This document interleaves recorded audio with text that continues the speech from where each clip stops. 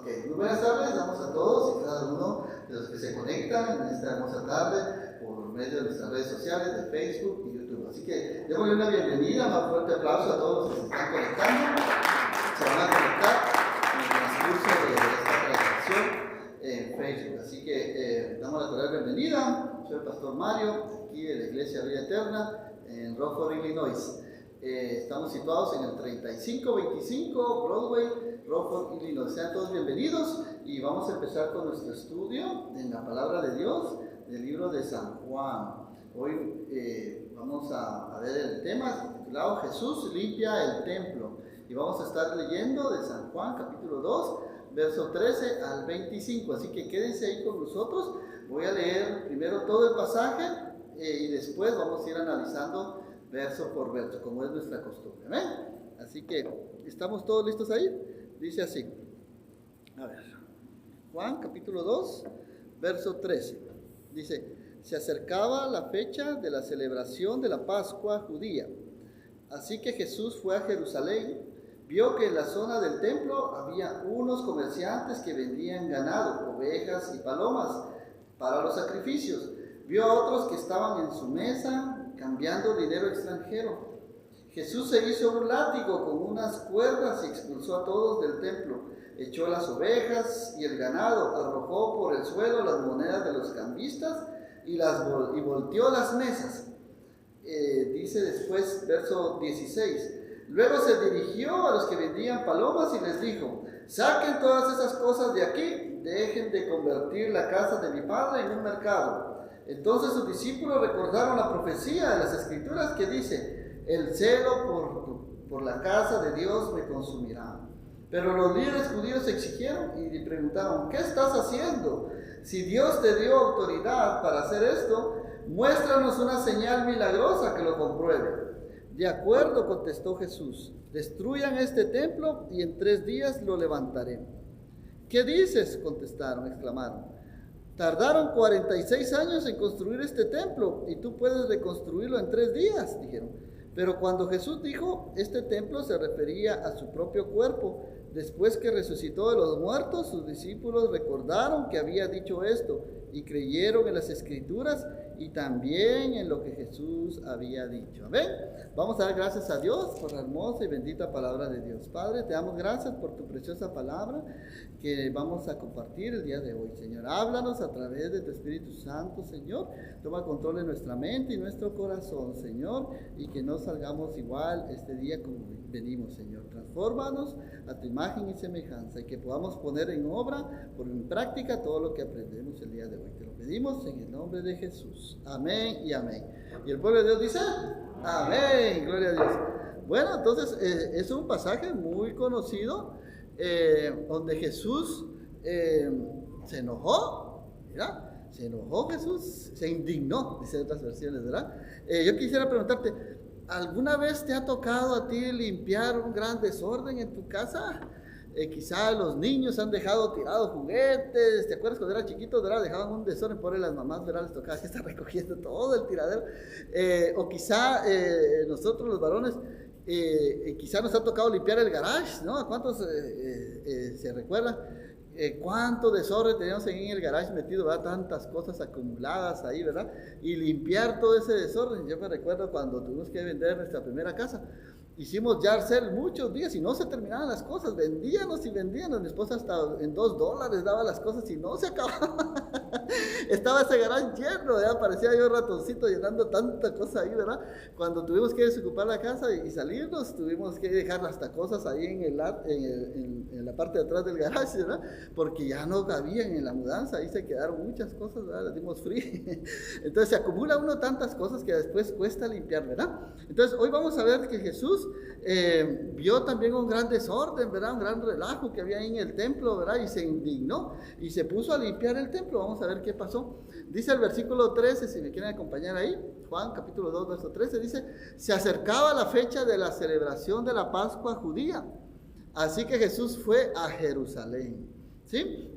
Vamos a hablar un poquito acerca de dónde se encontraba Jesús, ¿sí?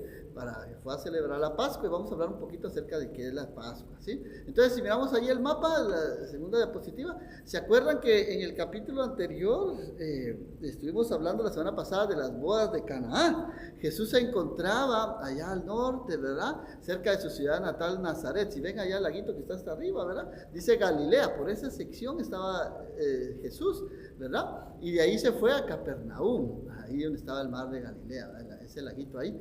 Ahí hizo el milagro, su primer milagro. ¿Se acuerdan cuál fue? Que convirtió el agua en vino, lo vimos la semana pasada. Si usted se la perdió, porque bueno, algunos no pudieron venir porque nevó bastante, ¿verdad? Pero véalo ahí, la enseñanza está en nuestra página de Facebook y YouTube también, para que lo vuelva a repetir. Tuvimos ahí que Jesús hizo su primer milagro, cambió el agua en vino, y muchos creyeron en él, dice, ¿verdad? Muchos discípulos se añadieron ahí, y ahora dice que él va al templo, sí, pero el templo no estaba allá en Galilea, estaba en Judea. Entonces él se dirige hacia el sur, hacia donde estaba Jerusalén. ¿Lo ven ahí, por donde está el mar muerto? Ahí está Jerusalén, ¿verdad? Era la capital, ahí estaba el centro de todas las reuniones judías, ¿verdad? Ahí estaba el gran templo, ¿verdad? Lo vamos a ver hoy. Entonces, para que se sitúen un poquito en el mapa, alrededor de lo que estamos viendo, dice que Jesús fue entonces a celebrar la Pascua judía. Se fue a celebrarla, ¿a dónde? A Jerusalén, ¿verdad? Al templo. Entonces, ¿qué pasa? Bueno, Jesús va allá hacia Jerusalén y se encuentra con una gran sorpresa, ¿verdad? Todos los judíos tenían que ir hacia Jerusalén a celebrar la Pascua. Si es por orden de Dios, en el Antiguo Testamento, Dios les había dicho, ¿verdad?, a todos los israelitas, ¿verdad? Si lo vamos a ver ahí, lo vamos a ver en el verso, si me acompañan, para que veamos más específicamente en Éxodo capítulo 12, verso 27. Todo el capítulo 12, empezando desde el versículo 1, el Señor les dice a todos los israelitas, dice, que celebraran este acontecimiento de la Pascua, ¿verdad? ¿Y qué sucedió ahí? Bueno, pues están ellos, ¿verdad?, siendo liberados de la esclavitud en Egipto. Lo que pasa es que los israelitas habían pasado mucho tiempo ahí en Egipto, ¿verdad?, como esclavos. Entonces les dijo el Señor que instituyeran esa cena especial, la Pascua, ¿sí? Fue la primera Pascua que se celebró. Entonces decía ahí, el sacrificio de la Pascua del Señor es el sacrificio de la Pascua del Señor, porque Él pasó de largo las casas de los israelitas en Egipto, y aunque hirió de muerte a los egipcios, salvó a nuestras familias. O sea, la Pascua era un evento muy especial. Allí los judíos estaban recordando cómo el Señor los había sacado de la esclavitud, ¿sí? Y esa noche ellos tenían que comerse un corderito no mayor de 1 año. Tenía que ser perfecto, ¿verdad? Tenían que tenerlo ahí por 14 días en su casa, alimentarlo, y esa noche tenían que comérselo entero, asadito el corderito, ¿verdad? Y si la familia era muy pequeña, tenían que compartir con otra familia también. La cosa está que tenían que asar el corderito con toda la cabeza, las patas y también las entrañas. No tenían que tragarle nada, ¿verdad?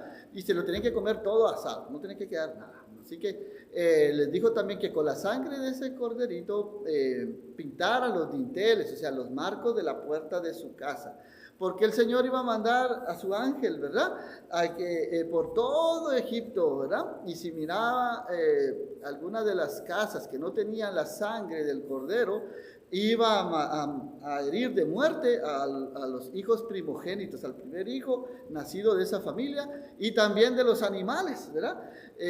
También iba a morir la primera cría que había nacido. Así que esa noche hubo mortandad en todo Egipto, ¿verdad? Hasta el hijo de Faraón murió, ¿verdad? Y eso obligó a Faraón a liberar a todo el pueblo de Israel, ¿verdad?, que se fueron a adorar a Dios por el desierto, ¿verdad? Entonces, esa era la fiesta de la Pascua, y todos los judíos lo celebraban cada año, aproximadamente en el mes de abril, para ser más exactos, el 15, según el calendario judío, de Nisan, ¿sí? Entonces era una celebración grande, donde asistían todos los judíos que vivían aquí en todo este lugar que vimos aquí en el mapa de Palestina, ¿sí? 25 kilómetros alrededor, tenían que ir a Jerusalén a adorar. Y también habían judíos dispersados que vivían en todos lados de Mesopotamia, que llegaban también al templo a adorar al Señor y a celebrar la Pascua. Así que era un evento bastante grande donde todos estaban invitados. Y no era nada más un día, ¿no? Eran 7 días los que celebraban. Entonces, el primer día comían el corderito y todo, y los otros días tenían que comer pan sin levaduras. Comían pan sin levaduras. Era un pan especial que se elaboraba, hecho a mano, y no le echaban la levadura que leuda la masa, ¿no? Entonces, era un pan especial y comían allí por 7 días. Estaban celebrando y acampaban, ahí se quedaban afuera.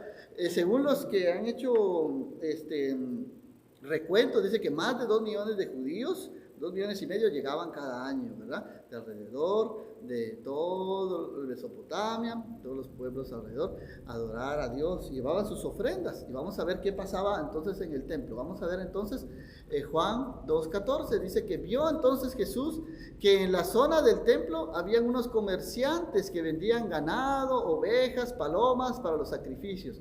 Vio a otros que estaban en sus mesas también cambiando dinero extranjero, ¿sí? Entonces había un gran negocio ahí en el templo, ¿verdad?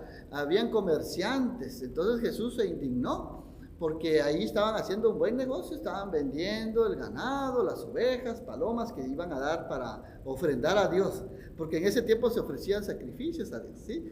Y muchas personas llegaban al templo y traían a sus animales, ¿sí? Pero como venían de lejos muchos, entonces les era imposible traer sus animales, entonces ahí mismo tenían la facilidad de poderlos comprar en el templo, ¿sí? Porque muchas veces corrían el riesgo de que sus animales no pasaran, no fueran aceptados para el sacrificio.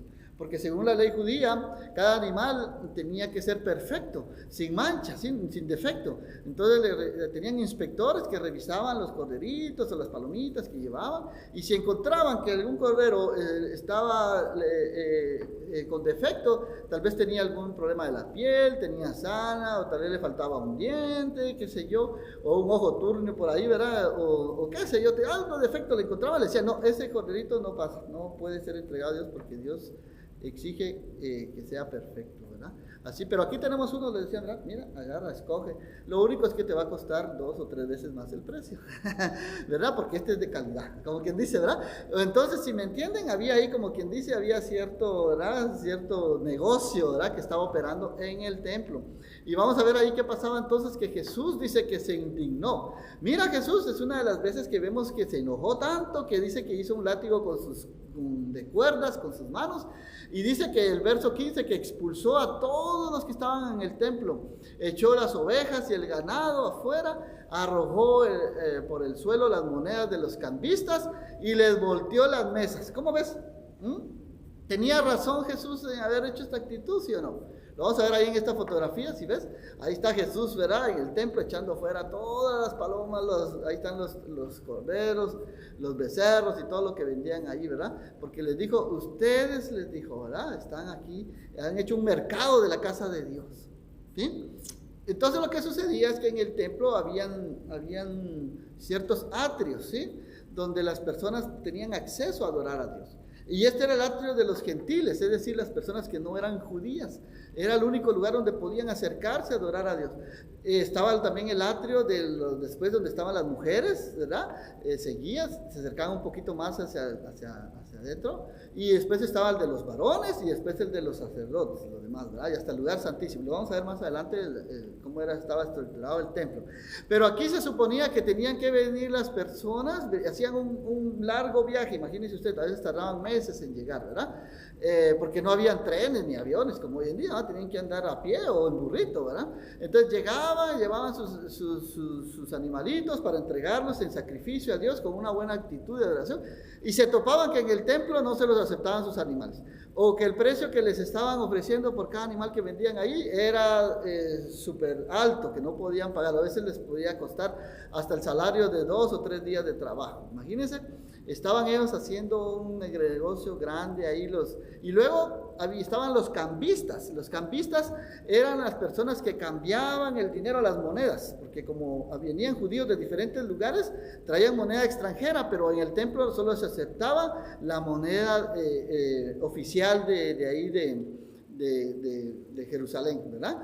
Así que no aceptaban otra moneda, entonces tenían que cambiarse sus monedas, su dinero, y ellos cobraban una comisión, ¿sí? Muchas veces cobraban 1 denario, 2 denarios, y así hacían su negocio. Era un negocio redondo. Ganaban por la venta de los animales, ganaban por cambiar las monedas, y también todo ese dinero iba a pasar al tesoro del templo, ¿verdad? Muchas veces los que se enriquecían eran los sacerdotes, y el sumo sacerdote, la familia del sumo sacerdote eran los que acumulaban grandes riquezas, ¿verdad?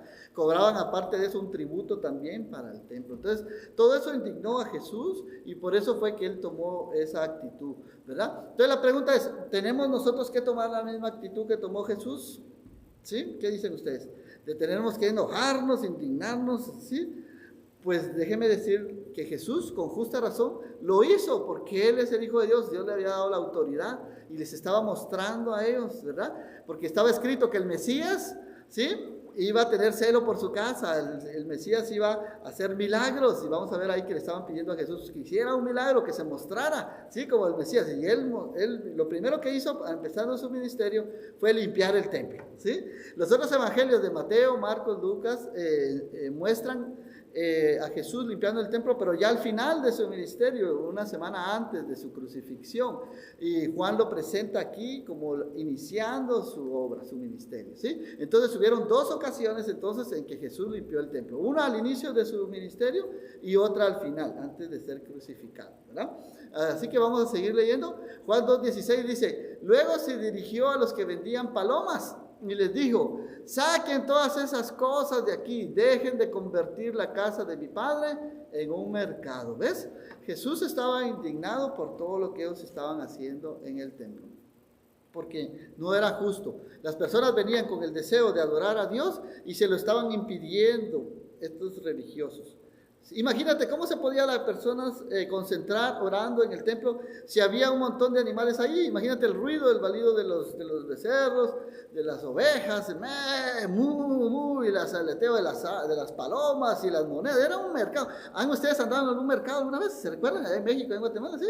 Empiezan: señores, ¿cómo están? Buenos días, pase adelante, ¿qué va a llevar mi chula? Ven, aquí le ofrezco una palomita, aquí le ofrezco un becerrito, va a llevar, ¿qué va a llevar? Vaya, y así, ¿verdad? Estaban los mercaderes ofreciendo ahí todas sus mercancías y todo eso, que iban a poder las personas concentrarse, adorar a Dios, orar, ¿verdad? Que no se puede con tanta bullicia, y aparte el olor, imagínense ustedes todo el olor que estaba eso ahí, ¿verdad? Era un relajo, como dice, ¿no? Entonces tenía Jesús cierta razón, total razón, de enojarse, ¿sí? Porque estaban haciendo de la casa de Dios un lugar de mercado.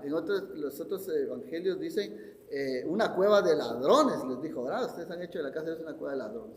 Así que Jesús se enojó, pero él con justa razón, pues que es el Hijo de Dios. Nosotros para eso tenemos las autoridades, ¿no es cierto? Si tú ves a alguna persona que está aprovechándose de otra, que está haciendo malas cosas, pues nosotros ¿qué tenemos que hacer? Pues llamar a la policía, llamar al 911, ¿verdad? Que se encarguen las autoridades de esta persona, ¿verdad? Que está actuando mal, y que lo lleven a los tribunales. Y si ha cometido delito, que lo metan preso. Para eso están los jueces, ¿sí? Pero no debemos nosotros tomar la justicia en nuestras manos, ¿sí? ¿Tenemos derecho de enojarnos? Claro que sí, ¿verdad? Con justa razón, cuando vemos, ¿verdad?, que se están haciendo injusticias, ¿verdad? Pero no, para eso existen las órdenes, las instituciones puestas ahí que tienen autoridad, ¿verdad? Así que enojarse no es pecado, pero hay que controlarlo. La ira es el problema, ¿verdad? Cuando se descontrola, ¿verdad? Cuando ya no sabemos qué hacer, ¿sí? Pero tenemos derecho a enojarnos por las injusticias, claro que sí. Jesús se enojó. Así que entonces sus discípulos recordaron, dice, la profecía de las Escrituras que dicen: el celo por tu casa de Dios me consumirá. Juan 2:17. Y Jesús estaba citando ellos, mejor dicho, lo que dijo Jesús, les acordó a los discípulos la escritura que está en el Salmo 69:9, que dice: el celo por tu casa me ha consumido y los insultos de los que te insultan han caído sobre mí. O sea, este es un salmo mesiánico que habla sobre el Mesías, y estaba escrito entonces que cuando viniera el Mesías iba a tener ese celo por la casa de Dios, y iba a hacer obras maravillosas, milagros. Así que vemos aquí entonces que Jesús, en el Nuevo Testamento también vemos que nuestro cuerpo es también templo del Espíritu Santo. ¿Sí? Si me acompañan ahí, vamos a leer aquí en Corintios, 1 Corintios 6, 19, 20. Y dice aquí también, 1 Corintios 6, capítulo 6, versos 19 al 20. A ver, ok. Entonces dice aquí, si lo ven ahí, dice, ¿no se dan cuenta que los que hacen lo malo no heredarán el reino de Dios? No, ese no es, ¿verdad? 1 Corintios 6, 19 y 20. 19 y 20. Aquí está, perdón. Dice el verso 19, ¿no se dan cuenta de que su cuerpo es el templo del Espíritu Santo, quien vive en ustedes y les fue dado por Dios? Dice, ustedes no se pertenecen a sí mismos, porque Dios los compró a un alto precio.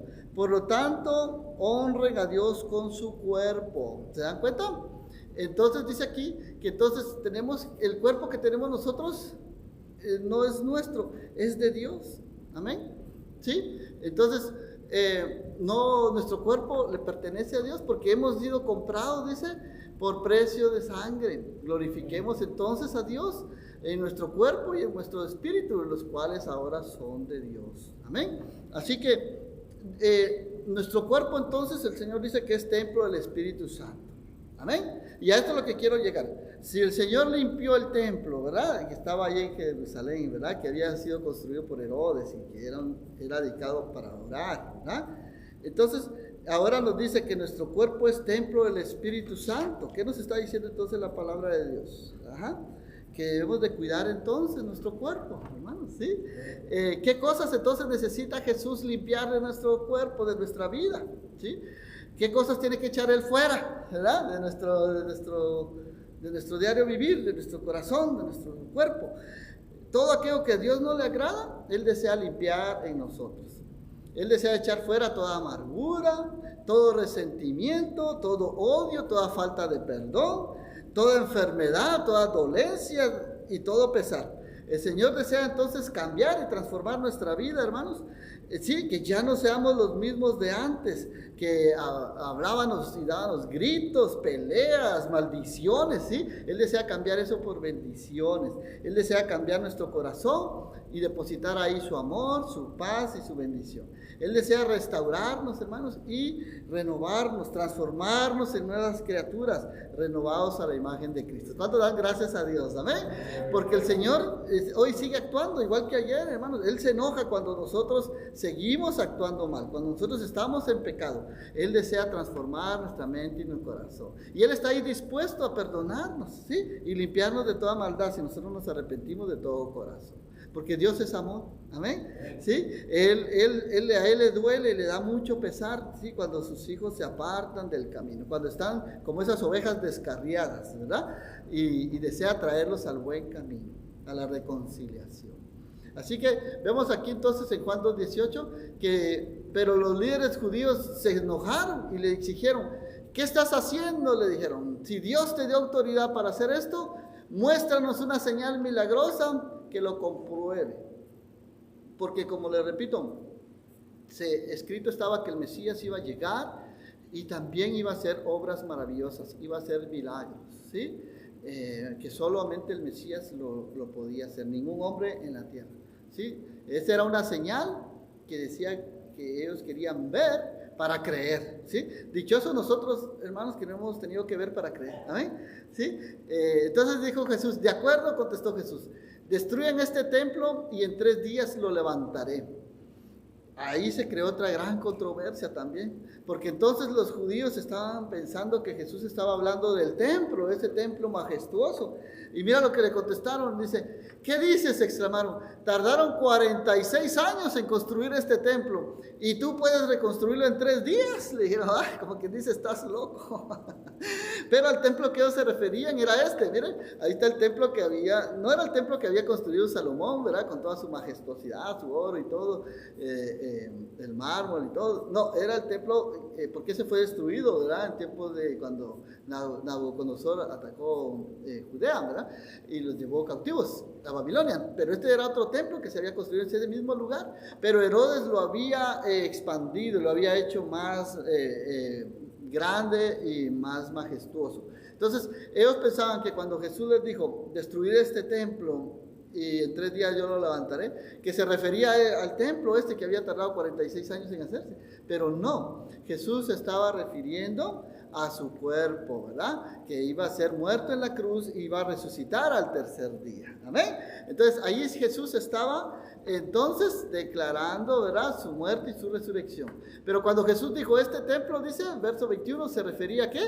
A su propio cuerpo. ¿Sí? Que por nosotros iba a ser entregado en la cruz del Calvario y que iba a resucitar al tercer día para gloria y para perdón de nuestros pecados. Amén. Así que vemos ahí que Jesús cumplió como Mesías, ¿verdad?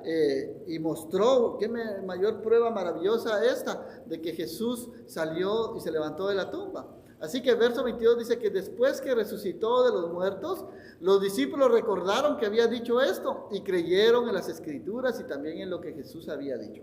Aún para los discípulos que estaban empezando en el ministerio de Jesús, tenían también sus dudas. Algunos todavía no creían 100% de que Jesús era el Hijo de Dios, ¿verdad? Como dicen las Escrituras. Pero esto, cuando vieron que Jesús resucitó de los muertos, se acordaron, ¿verdad? Y dijeron, oh, sí es cierto, si Jesús lo dijo, ¿verdad? Se fueron iluminados y creyeron entonces en el cumplimiento de las Escrituras, tal como Jesús lo había dicho, que tenía que resucitar de la muerte. Lo vemos ahí, que Jesús venció la muerte, hermanos, ¿amén? Jesús no se quedó ahí en esa tumba, Jesús demostró ser lo que dijo que era el Hijo de Dios, ¿sí?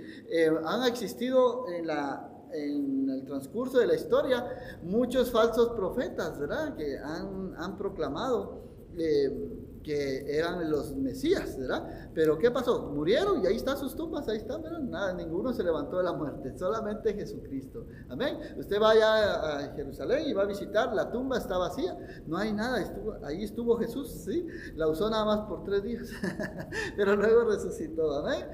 Gloria a Dios. Así que vemos aquí que entonces en Juan 2:23 vemos que entonces debido a las señales milagrosas que Jesús hizo en Jerusalén durante la celebración de la Pascua, muchos comenzaron a confiar en Él. Damos gracias a Dios, hermanos, porque muchos de nosotros no hemos creído, ¿verdad?, en el Salvador por fe. Sí, no necesitamos haber estado ahí en los tiempos de Jesús para ver y creer, sino hemos creído por fe. Amén. De que Jesús es quien dijo que era el Salvador del mundo, el Hijo de Dios. Así que la celebración de la Pascua era una fiesta muy grande, llegaban muchas personas y muchos entonces empezaron a confiar en Él porque vieron a Jesús que hablaba con autoridad, cómo se había enojado ante las injusticias que estaban pasando en el templo, ¿verdad? Y ningún otro hablaba como Él, ningún otro hacía los milagros que Jesús hizo. Amén. Y lo vamos a ver aquí en el transcurso de nuestro estudio del libro de Juan. Cómo Juan nos va mostrando cada vez con hechos, ¿verdad? Porque Juan fue testigo ocular de todo esto que pasó. A él no se lo contaron, a él él no se lo inventó, él es testigo ocular de estos acontecimientos.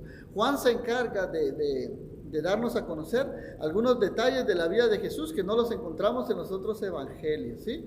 Así que sigamos estudiando este hermoso libro y vamos a ir aprendiendo que Jesús cada vez más y creyendo en Él como Jesús, el Cordero que quita el pecado, el Hijo de Dios. Amén. Entonces dice aquí, pero Jesús no confiaba en ellos, dice, porque conocía la naturaleza humana. No hay nadie que nos conozca mejor que nuestro Señor Jesucristo. Amén. Él conoce nuestro pasado, nuestro presente y aún nuestro futuro, ¿sí? Él sabe todo acerca de nosotros, ¿sí? Él sabe hasta cuándo vamos a estar aquí en esta tierra, cuándo vamos a ir a la presencia de Él. Todo está escrito en su libro, ¿sí? Él ya tiene designado grandes cosas. Lo vimos cuando empezó a llamar a sus primeros discípulos, ¿sí? Que le cambió el nombre a Pedro, ¿verdad? Le cambió el nombre, ya no se iba a llamar más Simón, ¿verdad? Sino Pedro, que significa roca, ¿verdad? Él lo estaba viendo como el apóstol Pedro, que más adelante iba a empezar a dar. En el libro de Hechos vemos cómo Pedro fue usado grandemente, ¿verdad? Sus primeros discursos, 3,000 se convirtieron en su primer mensaje, 5,000 en el segundo y muchos fueron bautizados. Y así Dios desea usarnos a cada uno de nosotros. Dios tiene grandes planes para nuestras vidas, hermano. Lo único que tenemos que hacer es creer en Dios, amén, y seguir confiando en sus promesas, ¿sí? Y hacerlas nuestras. Así que Jesús no confiaba en ellos, dice, porque Jesús conocía la naturaleza humana. La Biblia dice que engañoso es el corazón, ¿sí? No nos confiemos en nuestro corazón, ¿sí? Porque es engañoso. Lo único seguro es el Señor, la palabra de Dios. Dice que no hacía falta que nadie le dijera cómo es el ser humano, pues el Señor lo conoce. Amén. Y así que con esto queremos concluir. Verso 25, ¿verdad? Que el Señor nos conoce, hermanos. Él sabe cómo está nuestra relación con Dios. Yo quiero preguntarte, ¿sí? Si Jesús nos conoce, a cada uno de nosotros, yo quiero preguntarte, ¿cómo está tu relación con Dios? ¿Sabías que el venir a la iglesia los domingos no te hace ser un buen cristiano, un cristiano verdadero? ¿Sí? Hay gente que puede venir a la iglesia y no tiene una relación personal con Jesucristo. Solo viene nada más a escuchar y se va igual como vino, ¿verdad? Y sigue en sus caminares, ¿verdad? Y no cambia su actitud. O el hecho de que tus padres sean cristianos tampoco no quiere decir que tú eres cristiano. ¿Verdad que no? ¿Sí? Que tú tienes que, cada uno de nosotros tiene que tener una relación personal con el Señor. ¿Sí? Así que cada uno de nosotros, Dios nos conoce, porque dice Jesús no se fiaba de la gente. Conoce lo que hay en el corazón del ser humano.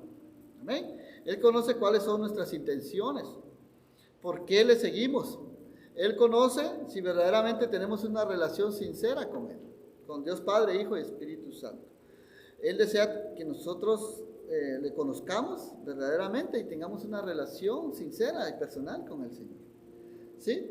Él conoce y Él sabe quiénes de nosotros tenemos nada más una relación con Él que es superficial, nada más. ¿Sí? Que aún no hemos dado ese paso de obediencia al Señor. Si tú realmente deseas cambiar, yo te motivo a que este día hagas una decisión y le permitas al Señor transformar tu mente y tu corazón. No te vayas de aquí igual como llegaste.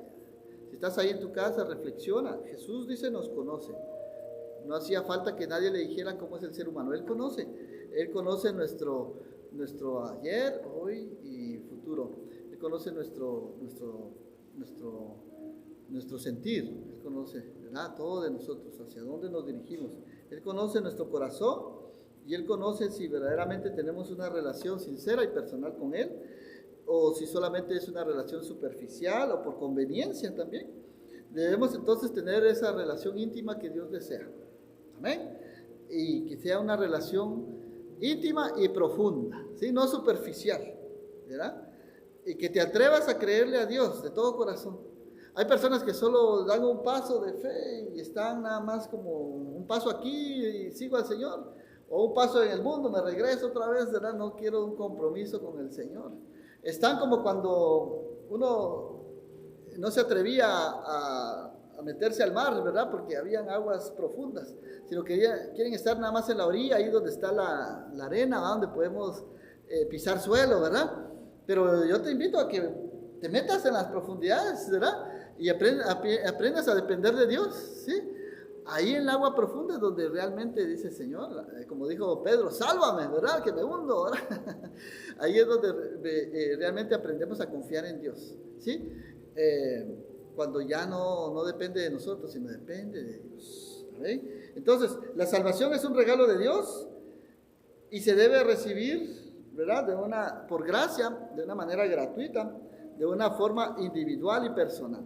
Yo te pregunto, ¿cómo está tu relación personal con Dios? ¿Es sincera y profunda? Quisiera preguntarte, si murieras hoy, ¿verdad? ¿Estás seguro de que irías a la presencia de Dios? ¿Cómo está tu relación con Dios? ¿Verdad? Meditemos en eso. Si no estás seguro, ¿por qué entonces no decides entregarle hoy tu vida al Señor y tener esa plena seguridad de que si partieras el día de hoy con el Señor, vas a estar allá en su presencia, ¿verdad? Si Él te llama a su presencia, ¿verdad? El Señor nos conoce y sabe todo de nosotros y a Él no le podemos engañar. ¿Qué te parece si oramos? El día de hoy tenemos la celebración de la Cena del Señor y yo te invito aquí a que puedas meditar en estos momentos. ¿Cómo está tu relación con Dios? ¿Sí? Dios te conoce, a Él no lo podemos engañar, ¿verdad que no?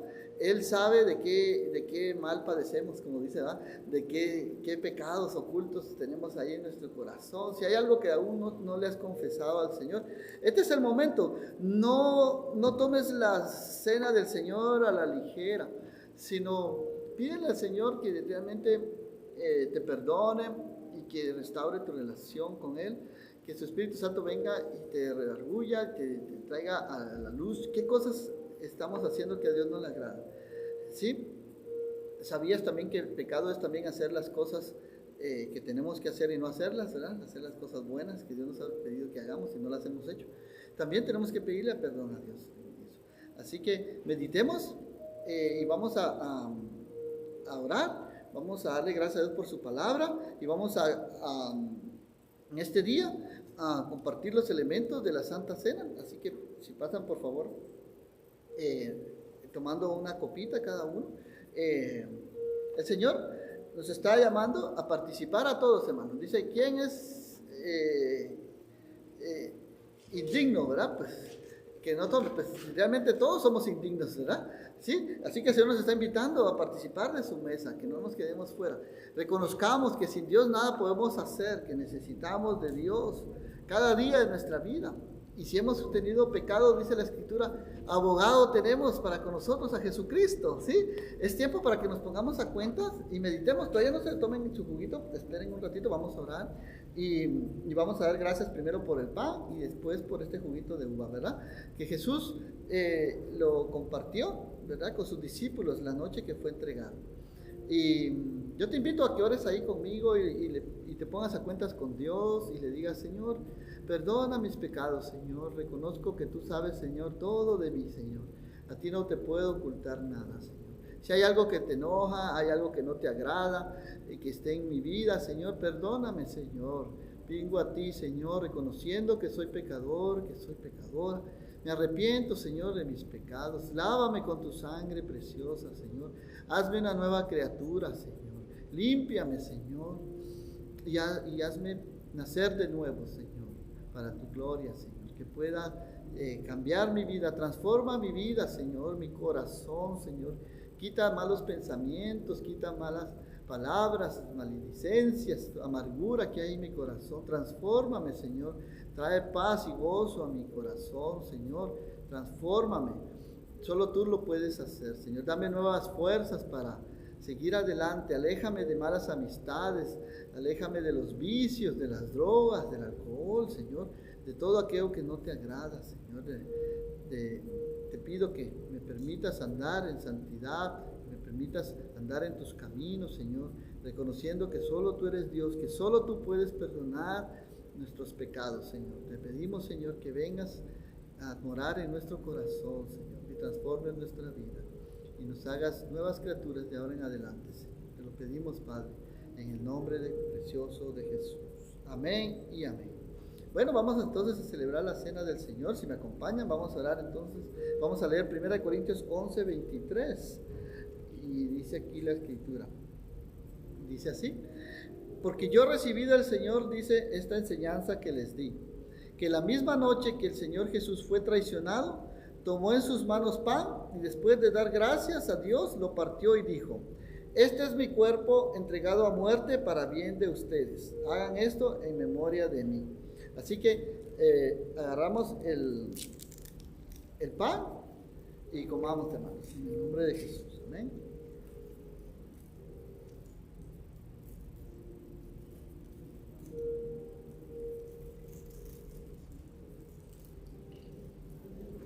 Así también, después de la cena, tomó en sus manos la copa y dijo: esta copa es el nuevo pacto confirmado con mi sangre. Cada vez que beban, háganlo en memoria de mí. De manera que hasta que venga el Señor, ustedes proclaman su muerte cada vez que comen de este pan y beben de esta copa. Tomemos de juguito de uva.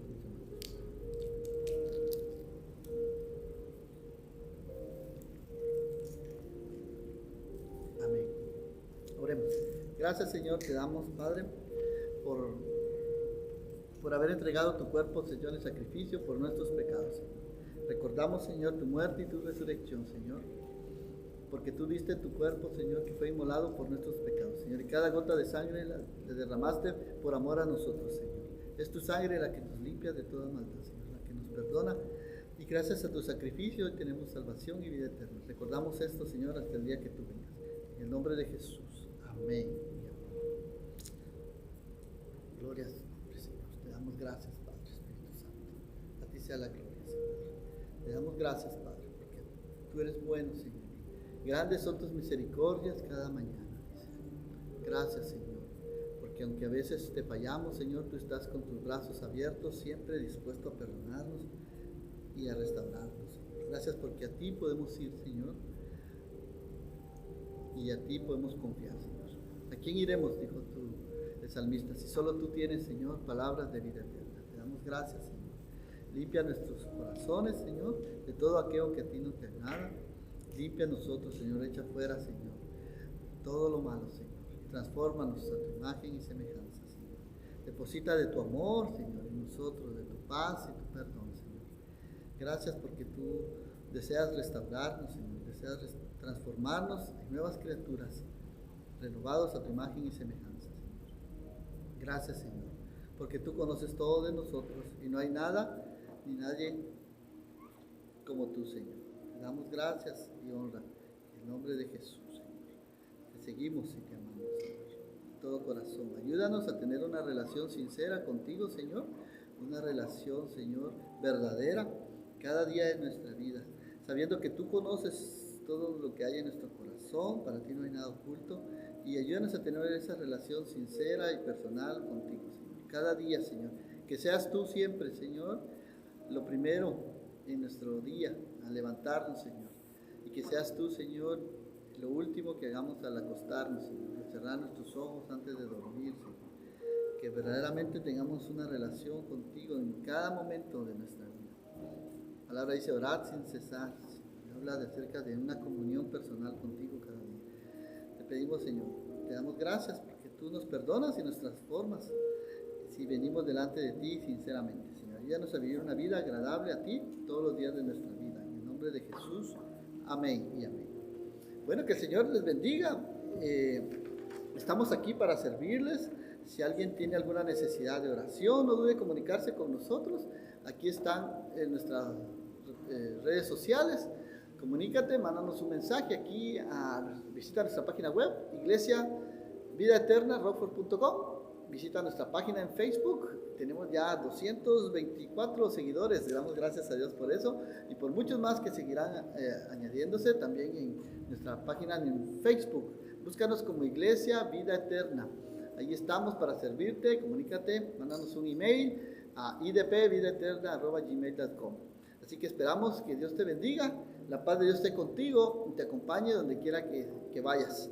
Es nuestra oración que sigas adelante confiando en el Señor. El Señor conoce todo de nosotros. Amén. El Señor limpió el templo y desea limpiar también nuestro corazón. Amén. Que Dios te bendiga. Soy el pastor Mario Torres y no te pierdas el próximo mensaje. La próxima semana vamos a estar hablando acerca de Nicodemo. Así que no te pierdas el próximo mensaje la próxima semana, ¿sí? Donde el Señor va a hablarnos acerca del nuevo nacimiento, que es necesario nacer de nuevo. Así que no te lo pierdas. Seguimos estudiando la palabra de Dios en el libro de San Juan. Así que aquí te esperamos la próxima semana. Que Dios te bendiga, la paz de Dios esté con ustedes. Bendiciones para todos. Nos despedimos con un fuerte aplauso.